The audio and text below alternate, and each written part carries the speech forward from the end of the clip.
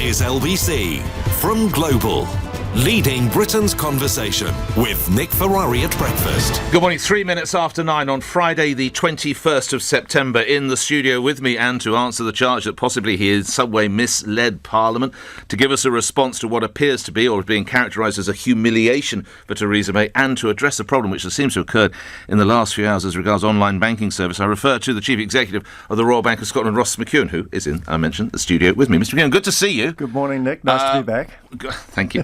What's gone wrong with the online banking? We're still working through what the issue is there, Nick. Absolute apologies to customers who used to using mobile, and more are using mobile. We do have a problem with this morning, so apologies. What ATMs, do we know about the problem? At this stage, I've been talking to the team. They're working through what's gone wrong here. As you'd be aware, we make a lot of changes to our technology on an ongoing basis. It may be related to that, but we just don't know at this point. Team are working on it very hard to get it back up for customers. Okay. Why do you make these changes then, if this can sometimes cause these problems? Well, like last week, we launched out a new range of activity that customers can do on their mobile that they loved. A whole raft of things that they can stop and start using their cards. If they lose their card, they can go on and stop. All these things run through our systems. Our objective is to keep them up 100% of the time, but every so often we do have difficulties. Again, apologies, but the other system, things like our ATMs, the merchant payments, the net branch network, all working. We'll get it up as quickly as we possibly can. Well, the branches that are left, of course, because there have been more branch closures. Well, I still run the second largest branch network in the UK, Nick, and customers are choosing not to use as much as they used to, and we have to modify that accordingly. We move to calls in a moment, but Mr McEwan, this isn't the first time we've had problems with online banking with your organisation, isn't it? There was NatWest card payments, I believe, last month, and there was, towards the end of last year, the RBS website went down, and a month before that, online banking. Have you got the right people in the right place? I think we definitely do, because it doesn't look like it, does it? The incidence of these have dropped dramatically. If you look back at 2014, we had something like 300 incidents. Last year we only had 20, so we are certainly improving the organisation and how it operates for our customers. But you'll know better than I, because you've been in the industry your whole life. You've still got customers grinding their teeth in fury because they can't make payments, or they can't receive money, or they can't move money, or whatever they have to do. Absolutely get that, and that's why the team are working flat out on it now. Look, we feel the pain for our customers every time this happens, and I've been in touch with our head of technology this morning, who is working himself on this issue. Well, I hope he would be. He or she would be, by the way. They're the head of tech. They feel the pain for our customers, I can tell you that. Okay, any idea of a timetable before we move to calls? Look, I'm not going to make those promises. As I said, the team are working on it, and it'll be up as soon as this team can get it to whatever the issue is. And you've got the right kit. It keeps going wrong. I don't understand this world. You'll understand. I'm sure you can glean, but it keeps going wrong. Well, this is up. We monitor what it is up. It's up 99 point something% of the time, so it's very good, and it's used now more than ever. The growth in mobile is exponential now, Nick, and we have to make sure it stays up. All right, let's go to calls. David's in Liverpool. You're through to Ross McEwan. David, go ahead. Morning. Hi, David. Thanks, Nick. Hi, Ross. If there's job losses and there's chaos here, Ross, and knowing the UK with the Brexit thing, would there be not equally job losses and chaos in the EU as well? Interesting, Evan. I have a big influential organisation like RBS. The chief executive is here. People are talking about humiliation yesterday, Ross McEwan, for Theresa May. Comment on that and comment on David's point. Well, look, I'd like to make a comment first. The country has made a decision to get out, so let's take that and move on. I think it's every political party should get together now, not divide, get together and find the best solution we can get behind the Prime Minister, so this country gets the best deal, not a political play. Otherwise, we will end up in a very bad position because we're fighting with ourselves. Now, we need to actually be together to deal with the EU issues, and that's where I think this country, it's a great country, but come on, let's get behind the will of the people and get behind a Prime Minister that is trying to negotiate something rather than fight behind her back. Who are you addressing that to? Every politician out there. I mean, this is including some Conservatives, obviously. All politicians. This country needs unity right now to get the best deal for the people of the UK have made a decision to get out. Now, I'm having to build this bank as though we will get the worst solution. The worst deal, do you mean? The worst deal. I have to, because I have to think the worst and hope we get the best. But this country deserves everyone behind it right now, having made the decision. You mean like the Boris Johnsons, the Jacob Rees-Moggs and all of those? Everybody. Let's work together to get the best deal rather than play the politics on this one. You warn of a, quotes, very bad position, Mr McEwan. How do you envisage that? If we don't get the deal, Britain will be, in quotes, a very bad... What does that mean to my listeners? I'm thinking from our customers' perspective. I have to build the bank for our customers. We have a large number of very large European corporates that we bank, and we have a very large number, being the biggest business bank in the UK, a large number of customers who export and deal with parties in Europe. So I'm having to build a bank as though we are completely separated, i.e. the worst case scenario, a complete separation between the two of us without the agreements. I think we should be working on an agreement that is much, much better than that. But again, politically we need to be working together. I'm sure you and some of your senior colleagues regularly travel to Europe. What is the mood music you're picking up as regards European bankers and financial institutions and Theresa May and the Brexit deal? Well, it's certainly a mood in Europe that they want, the businesses want a solution because they see the problem from their perspective. Just as we see it from a UK perspective, the European bankers are starting to looking at this from their customers' perspective and saying, well, we need to find a better solution than absolutely nothing. But again, let's all work together to find that solution that everyone can go forward with. Lastly, can I put it to you on this? This might show the difference between the businessmen and businesswomen and the politicians. And sometimes they get in their own bubble and they see that it's a good idea to gang up on a prime minister or a president or to take this as... They're not necessarily thinking of the men and women who earn the crust back home.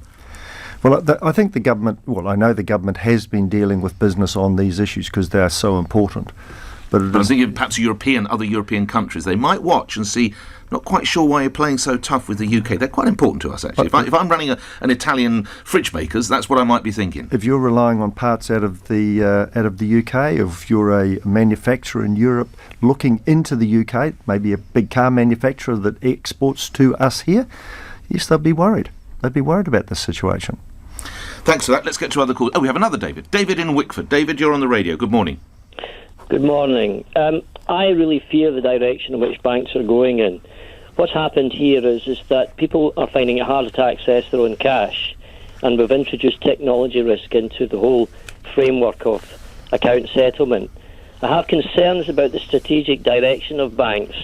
I hear what the chief executive is saying about RBS as a high amount of branches, but the bottom line is that we really need to know if the direction is going to be how many branches are we going to have in RBS? 100? 50? What is the direction?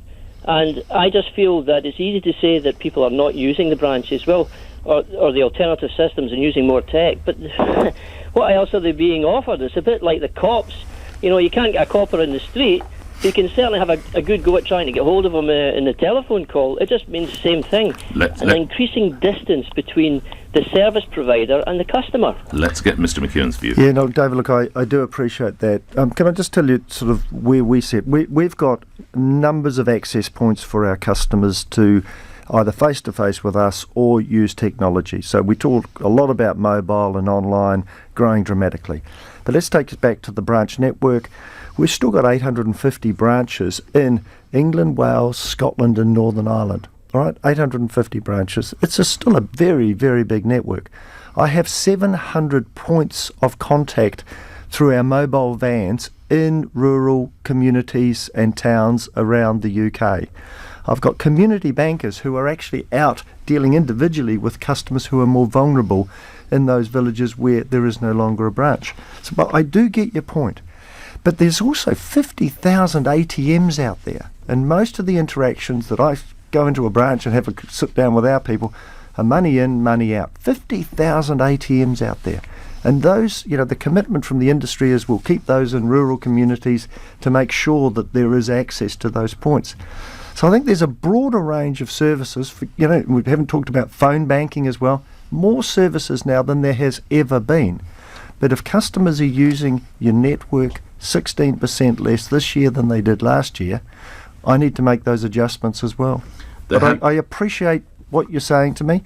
I'm giving stability now. We've said, while these changes we're putting through now, they'll be the finish of them for the next 18 months.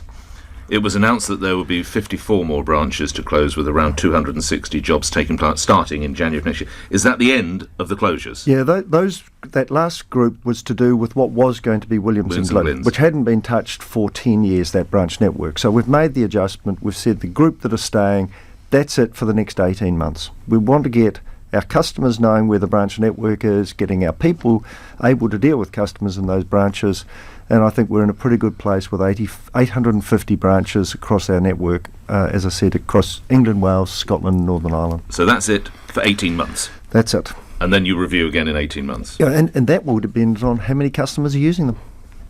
Thanks, David. Gordon in Slough. Gordon, you're on the radio. Good morning. Good morning, Jim. Thank you for taking my call. I used to work for NatWest many, many years ago and have been in accounts since the early 80s. Right. As a customer, I'm finding that effectively I'm being corralled into a position of having to use technology with a closure of 197 branches, which is about 20% of the total that used to exist for NatWest. My question to you really is, isn't this becoming something of a self-fulfilling prophecy, and you've become over-reliant on technology? And because it's crashed so many times, you say it's reduced the number of crashes, but you've corralled customers into this. I don't get that human approach that used to exist in banking. Isn't your position now untenable? No, look, there more and more people are just using the mobile and online activity. And you see that in the growth. We've now got over 6 million customers who are using mobile as the device they deal with us. Only 1% of our customers actually regularly go into a branch anymore. So if I just position that for you. The facilities on the mobile and online are now so good. These things take less than a minute to do, where before, by the time you'd walked to the branch or got yourself to the branch, a queue, even if it was a short queue of 3 minutes, and then the transaction was probably, taken all in all about an hour, and you can do this in less than a minute in most cases. So I think you're seeing the benefits of mobile, and that's why more and more people are using them. But we do need to have the face-to-face through the branch network, the ability for people to call through our contact centres, the ability for people to put money in and out through ATMs, and every time you go to a merchant to buy something, a shop or a supermarket, we need to be there for you. And the systems need to stay up. 320 odd problems we had back in 2014, last year 20, this year already less. I hate it when it goes down. All right, I hate it. I am a customer as well. I understand the impact of it when you can't do it immediately. And that's what we're working to get those down to a much smaller number still. Gordon, when you say corralled, just lastly, what do you mean by that? In what way are you corralled into taking the services? Because the stance that the bank has taken over a number of years now is, along with the branch closures, which reduces my opportunity to have a human interface with staff and the bank itself in that way. I now have to travel further, and for elderly people that can be a significant issue. For me personally, it's not. Right. But they have to use public transport locally in my area as compared to previously. But basically, in branch, staff are pushing customers towards using the electronic medium. It's not a one-size-fits-all. It doesn't suit all people, particularly, ironically, those members of the public who are maybe more senior in years and who don't necessarily interact so well with technology. Let's bring Mr. McEwan back. Yeah, no, look, this is a great debate. We could talk for hours about it. I was in a branch the other day and seeing what customers were doing, coming in and out, and I sat through... Are you sometimes like a mystery shopper or something? Well, I went in there to actually see what was going on with the team, and I sat through an interaction with a customer as well, and you see people coming in and doing just what Gordon said, putting money in, taking money out, but a lot of them were actually needing some form of interaction to, learn more about technology or whatever. But can I just put it into a wider context than just banking, because we are part of the changes that are going on in society at the moment. I can remember the days when you used to book a holiday and you used to go into the travel shop and sit down and book a flight and book your accommodation. Now, you would not even think about that today. You'd just go straight online, get the fare, do the comparison on the accommodation, and off you'd go. And that takes, instead of the hour or two at the travel agent, it probably takes you 5 to 10 minutes. That's what's happening, and that's what's now being impacted into banking. And if we don't make the changes on behalf of this bank and our customers, somebody else will do it, and you're seeing smaller players come in and be, very quick at making these payments, and people love it. So you have to respond, unfortunately, as technology is changing. Gordon, thank you. Jim, coming to you in just a moment. Question from me. Just over a week ago, Mr McEwan, you were accused of withholding information or misleading Parliament. Did you? Well, first off, Nick, coming and sitting in with you for half an hour can be a traumatic experience. So for those of you who've sat in front of a Treasury Select Committee for 2 hours, it's 4 times as bad. And I'd like to think of myself as a pretty open, honest character who will say what they think and, take the feedback as well. I put forward a position to the Treasury Select Committee based on what we were talking about at the time that I believe was totally true and honest on the report that we were talking to. The Treasury Select Committee took a different view on that. They did, and I absolutely respect their view on that. Well, to remind my listeners, you were asked, it says here, I wasn't present, had there been any criminal activity at the bank? Yeah. And you failed to disclose that one of your former employees was under investigation by police. Yeah, no, look, if you take that question exactly as it came there, but that was in the context of a 2008 to 2013 report that we had been grilled on, we'd been grilled on that report, and then that question came in. I apologise if it was taken in the wrong way. I did choose not to put it there because it didn't relate to the report. It did relate to an activity in the bank. And there, unfortunately, there are more than that when I have a community of 70,000 people. That was one of them. So, look, I will be going back to the Treasury. If you're asked, is there any criminal activity in an organisation, you say, well, yeah, there is. We're looking at Fred in accounts. And maybe I should have said, yes, there is. Of course, there is in the bank like us. But we were relating to a report that we'd been grilled on and somebody before us on the report, and that's why we were there. So my mistake. You regret it? I absolutely regret, because what he probably should have said, take that question well away from what we were talking about and say, yes, there is, but it didn't relate to what we were talking about. That's my mistake. Are we allowed to send New Zealand people to the Tower? I'm not sure.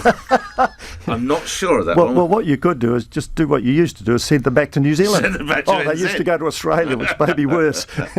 Be careful, mate. You'll have some Aussie customers. Yeah, my father was Australian. So it's okay. Well, you're in a good hands. All right, we'll let you off. Jim's in Dartford. Jim, go ahead. You're through to Ross McEwan. Hi, Jim. Good morning, Mr. McEwan.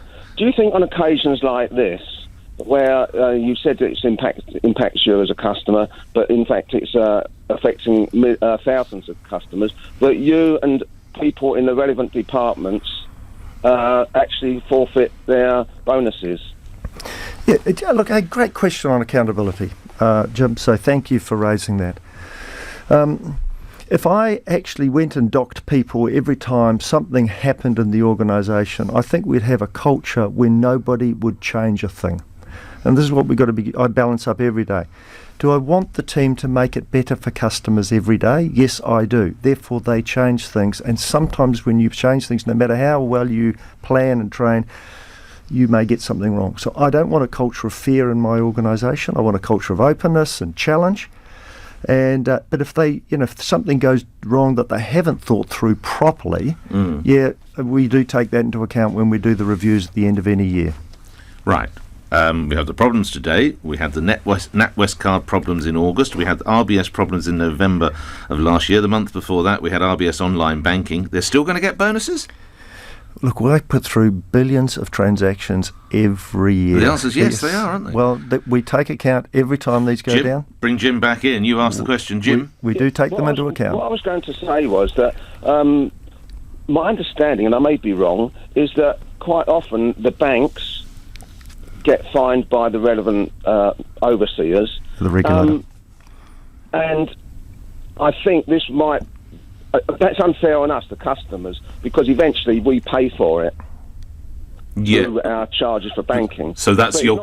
Go on. I wouldn't just specify it for banking. There's a lot of areas, railways. Indeed. Well, that's not an area currently that Mr McEwan is running. You never know what his ambitions are, but he's got his job done. Actually, Jim, it leads me into the next conversation, because congratulations to you. We've been talking for a number of years, and you're saying that it's almost like climbing a mountain. You got to the foothills, and then you make your way up, and then well, you paid your first dividend for 10 years, I think it was, in July. About to pay it. We've announced it. It's about to be paid, yes. Our first dividend in 10.5 years. 10.5 years, apologies. So your job's done, isn't it? No. We're actually talking about the real issues of banking now that we've been talking about this morning, and making sure we're serving customers well and making sure our technology's up and changing for customers better. That's what the bank is now concentrating on. And having spent 10 years of bringing this bank back into a solid financial position, which we are now we can deal with some of the real issues for customers. What about this report of a special share buyback scheme to speed up privatisation? Truth to that? One of the things that we find ourselves in a very good position, having rebuilt the bank and sold off a lot of the assets that we no longer wanted, we are in a very, very strong capital position. The first time in 10 years that this bank has I think, too much capital. And we've got to find ways of getting it back to our shareholders who, euphemistically say, have not had a drink for 10 years. So we've got to get it back. Now, we've agreed on a dividend policy which will pay up to 40% of our earnings out. It still leaves us, I believe, with far too much capital, and we're going to have to find ways of getting it back. There's two other ways of doing that. We can do special dividends to our shareholders, or we can participate if the government wants us to, and also if our regulator allows us to do, and when the government's selling down, we can actually buy shares back at the same time, which means giving the capital back through that mechanism. Those are the things we're investigating. Still lots of work to be done on that. But all I'd say is we're in great position from a capital perspective, and how do we get it back? So there is a possibility. You're looking at this share buyback. Is one of the options? It's one of the options, and we put that out when we did our 6 monthly results. Said dividend, specials, and or buyback. But there's quite a bit of process you have to go through to get to that position. Simon, your call in a moment. You'll be aware, as many of my listeners were, we've just remembered 10 years on from Lehman's. What did the banking industry learn from that? Well, I think the first thing is you cannot run a bank with very, very limited capital. Secondly, you cannot run a bank where you've borrowed short term to lend long term. I mean, these are all basic mistakes that, the industry got itself so wound up into grow. I need to be the biggest bank in the world, that we forgot that actually we're there for customers and you need a solid foundation for the bank. And, I think from that we've learned that growth is important, but not the overriding thing for an organisation such as this one here. And the man who used to run Barclays, Bob Diamond, said a while back, bankers were done with apologising. Was he right? Oh, look, there's two things a bank has. One of them is their absolute solid foundation of capital and liquidity. And the second one is reputation. I don't think this industry is done with sorting its reputation out yet, and we're not. Customers still worry about us, the public still worry about us from our reputational perspective. I think we've still got numbers of years to go to. So the banker bashing continues? Unfortunately, and look, can I put it into perspective as well? There is nobody running a bank in the UK now that was running the bank 10 years ago. I mean, the senior teams are completely different. I'm very pleased with my team and their focus on trying to get this bank back into great shape for customers. We're not trying to create the biggest bank in the world anymore. We're just trying to create a good one. So I think that we've got to give them credit, the people credit for what they're doing with banking now across the industry. These are not the same people that did the damage. Simon's in Basingstoke. Your question to Ross McEwan. Simon, go ahead. Morning to you. Yes, good morning, Nick, and good morning, Hello, Mr. sir. McEwan. I think it's very brave of you to come on the show today. I think it's a good. He tried to get off, but we sent the car. That's not true. That's not a gag. That's a gag. Simon, on you go. Yeah, my point is that this isn't. I'm actually a NatWest customer, and I have been since I was at university. But this is not an issue that's limited to NatWest. Barclays and TSB have had similar experiences this year. I would suggest that there is a systematic issue within the industry that they have not upgraded their infrastructure for a long period of time for obvious reasons, financial reasons, and secondly that now that information technology is much more central to their operations, they have not yet developed the necessary skills and risk management capabilities to recognise that there are certain activities you have to do. For instance, I've got to move you to your question, Simon, because there are other people who want to get their questions. So what's a direct question to Mr. McEwan? My direct question was, in this particular instance, when the issue occurred, why wasn't there a rollback plan in place that meant that you could basically go back to the previous safe configuration? I see. And maintain your services? Okay, don't go. Mr. McEwan. First off, I remind you of your words. You hope for the best but prepare for the worst. So you have a system changes. Absolutely. Why aren't you preparing for the worst there? Well, we do, and we do have rollback, and that's what the team are doing at the moment. They roll back what happened last night, which actually was a firewall upgrade, which is good for security and the likes. And that first movement didn't work. So they're now on to the second phase, which they're working on. Can I just challenge something, though? This bank is spending a lot of money on its technology and upgrading. Each year we spend about £1 billion, of which probably at least half of that goes into our technology and change. And this year and next we've agreed to spend about £2.5 billion on changing this bank. A lot of it goes into our technology. So I don't think it's the spend. We do need to make sure we've got the right skills, and I back our team against any team in the UK. They're a great team. But when you're making 60,000 changes a year for betterment of the business and customers, you are going to have some issues, which I totally regret. But those issues are much, much smaller than what they've been because of the skills we do have. Businesses now are totally reliant on technology, and we have to keep the investment up and the skills of our people. I do agree with you, Simon. Absolutely agree with you. All right, let's finish with a couple of emails. We've got another minute of yours, so a couple of the questions that have come in on email, text and tweets. Jamie in Oadby, does Mr McEwan fear a no-deal Brexit? Fear. I think we have to be prepared for it. Because you go into any negotiation, you need to know what the backstop is, and that backstop is there is no deal. And I'm unfortunately having to build a bank ready for a no deal. So what would it mean to Britain? I think we will have for a number of years much lower growth in the economy as we sort it out. And I've said that right from the start. I don't see any change in that. Long term, this country is a great country. It'll sort itself out. It'll get back out and export. In the short term to medium term, I do worry about growth in GDP. When you discuss matters such as this with people like the Chancellor, what comes from your conversations? Well, our board discusses this every meeting that we have, and it's all around the economy. What will be the impact on our customers? We had this conversation yesterday with our board.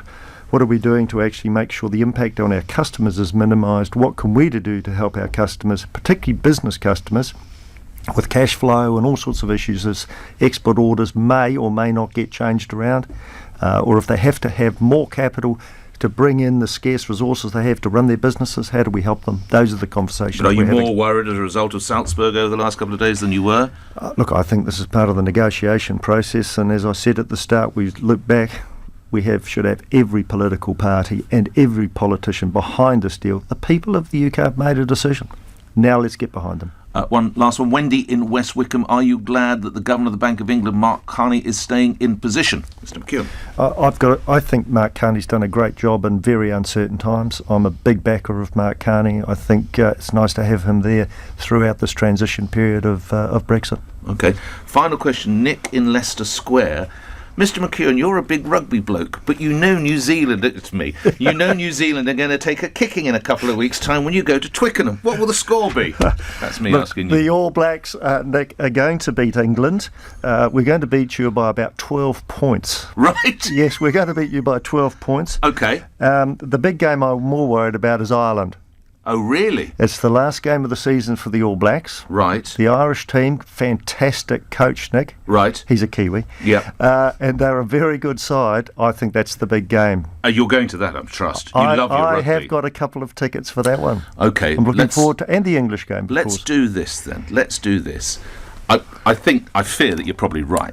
But I think it's going to be closer than 12 points. I'll bet you £100. Charity of each choosing. Charity of each choosing. Yes. We bet £100. So if it's 12, I'm going to take the 12. If it's 12 or under, you give £100 to my charity. Yes. If it's 13 or above, I give £100 to your charity. You up for it? I'm absolutely up for that, Nick. Thank you. Be a great game. Great having you. Thank you very much indeed. Ross McEwan, Chief Executive of the Royal Bank of Scotland, Chief Executive of the Royal Bank of England. Just give me £100 for a charity of my choice. Yeah, right. 9:32 news on LBC is next.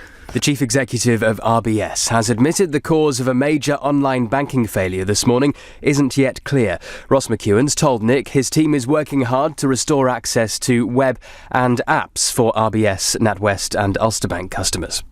Ministers insist the Chequers Brexit plan remains the only option on the table, despite being firmly rejected by EU leaders. At a summit in Austria, Theresa May's been told her plan for leaving will not work. Storm Brona's been causing travel disruption following a night of strong winds and rain across parts of the UK. Gusts of 76 miles an hour were recorded overnight, leaving fallen trees across a number of road and rail routes.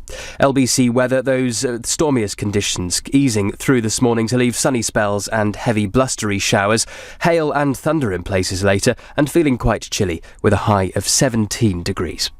This is LBC. Hello, my name is Nengi, and I was diagnosed with cancer. Help children like Nengi beat cancer by popping your pre-loved clothes, accessories and homeware in a bag and donating it at any TK Maxx. Each bag could